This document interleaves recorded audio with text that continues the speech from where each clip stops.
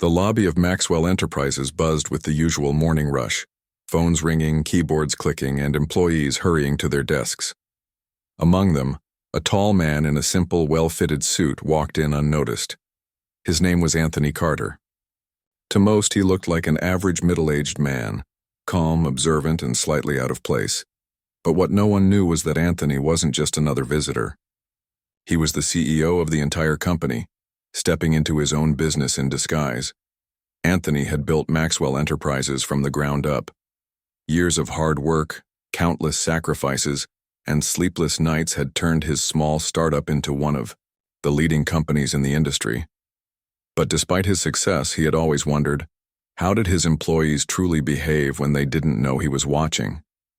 He had heard rumors, whispers of arrogance, employees treating clients poorly, and a growing culture of entitlement. Today he wanted to see it for himself. As he approached the reception desk, he saw a young woman sitting with her legs crossed on the chair. She wore a stylish blazer, but her posture was anything but professional. Instead of working, she lazily filed her nails, her long acrylics clicking against the emery board. Her name tag read, Jessica. "Excuse me," Anthony said politely, standing in front of the desk. Jessica barely glanced at him, her eyes still fixed on her nails. "Yeah?" she replied, sounding completely uninterested.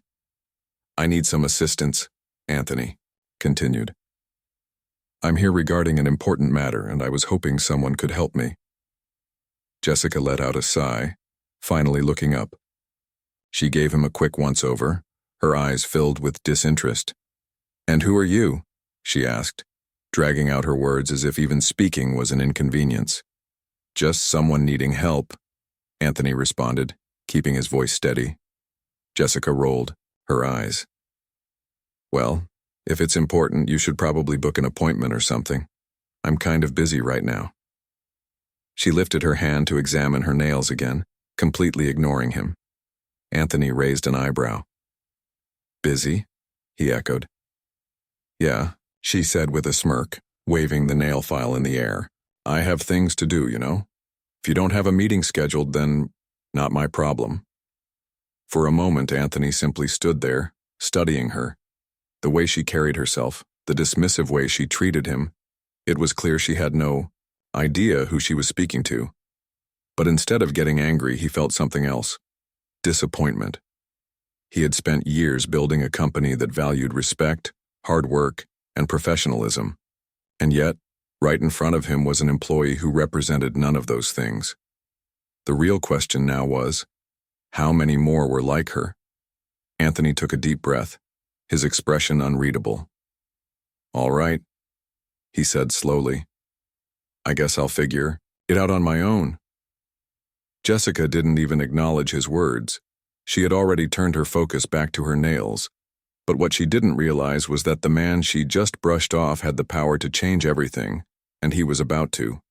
Anthony turned away from the reception desk, his face calm but his mind racing. He had expected some employees to be indifferent, maybe even a little impatient but outright dismissiveness. That was something else. He walked toward the lounge area, glancing around at the workers passing by. Some were deep in conversation, others focused on their computers, and a few were casually scrolling on their phones. The energy in the office was far from the dynamic, hard-working atmosphere he had envisioned for his company. He took a seat near the glass windows, pretending to check his phone while secretly observing the room.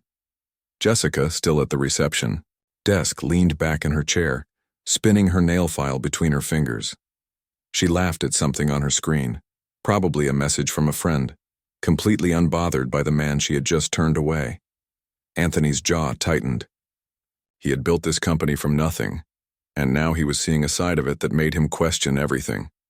A few minutes later, a man in his early 30s walked past him, holding a stack of papers.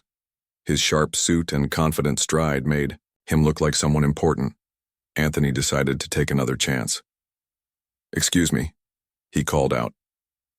The man stopped, raising an eyebrow. "Yeah?" "I was wondering if you could help me," Anthony said. "I'm trying to find someone who can assist me with a business matter." The man gave him a quick once-over, then smirked. "You lost or something?" Anthony stayed calm. "Not lost. Just looking for someone who can guide me. Well, that's not my job, the man said, adjusting his tie. You should probably go back to reception. That's what they're there for. He gave a small chuckle. Well, supposed to be anyway. Anthony glanced at Jessica, who was now scrolling through her phone. Without a care in the world, he turned back to the man. And what do you do here? Operations manager, the man said with a hint of pride. Which means I have a lot on my plate, no time to play tour guide, sorry. Anthony nodded, processing the interaction. I see. What's your name? Brandon, he replied. Brandon Lewis. Thanks. For your time, Brandon, Anthony said, watching as the man walked away without another word. Something was definitely wrong. If this was the level of professionalism at a management level, what did that say about the rest of the company? Anthony decided to push further. He walked over to a group of employees gathered near the coffee station. They were chatting, laughing, completely at ease. Too at ease. Hey, do any of you know where I can find someone to help me with a business inquiry? Anthony asked, keeping his tone friendly. The group exchanged glances. A woman with short blonde hair took a sip of her coffee before speaking. Depends what kind of inquiry. Something related to company policies, Anthony said. Just need some clarification. Policies? One of the men scoffed. Good luck with that. The blonde woman smirked. Yeah, unless you've got connections. You'll probably be waiting a while. Nobody moves fast around here. Anthony raised an eyebrow. Is that so? Oh, for sure, she said. Half the time even emails go unanswered. You're better off figuring things out yourself. Or just hoping it works out, another one joked, making the group chuckle. Anthony forced a smile, but inside, he felt something shift. He had built this company on the idea of teamwork, integrity, and efficiency. But the reality? It seemed far from that. As he walked away, he could still hear them laughing. He made his way toward the elevators, needing a moment to think. But just as he was about to press the button, he overheard a conversation between two employees near the hallway. You hear about the new regional director? One asked. Yeah, the other replied. Some big shot coming in to shake things up. Probably. Another corporate guy who doesn't get how things really work here. Anthony's interest peaked. A new regional director, that was news to him. Think he'll actually make a difference?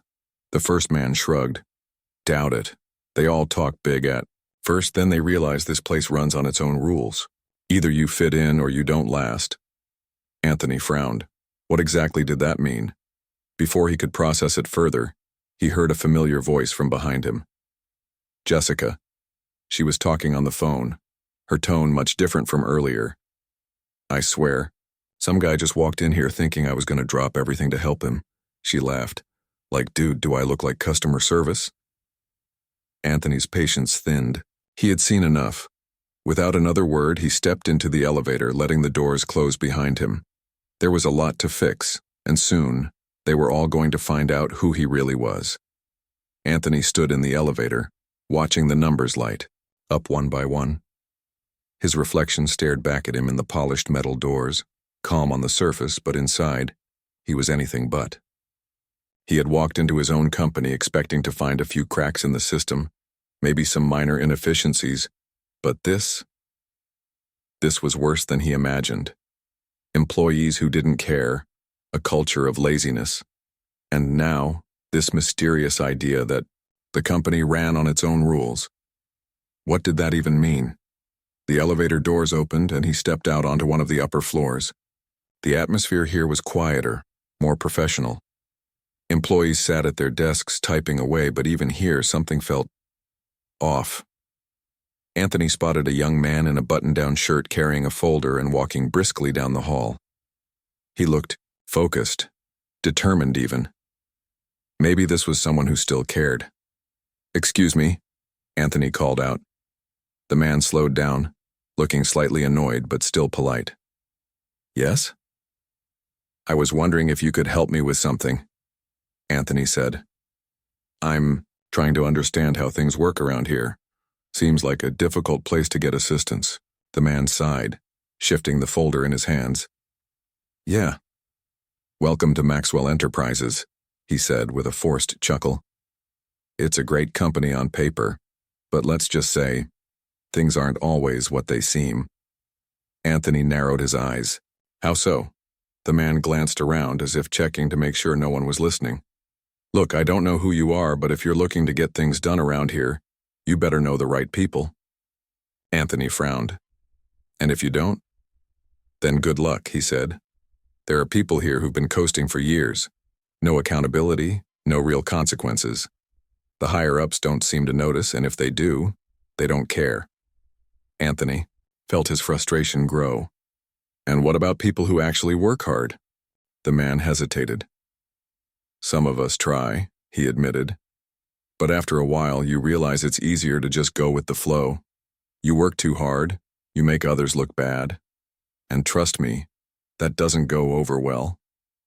Anthony studied him for a moment. What's your name? Eric, he replied. Eric Dawson. Well, Eric, thanks for your honesty, Anthony said. Eric gave him a curious look. Yeah, sure. Just be careful who you ask questions around here. Not everyone likes it when you start poking around. With that, Eric walked away, leaving Anthony standing in the hallway, his mind turning over everything he had just heard. So, it wasn't just laziness. There was something deeper happening here. A culture that protected the wrong people and pushed the good ones into silence. Anthony took a slow breath.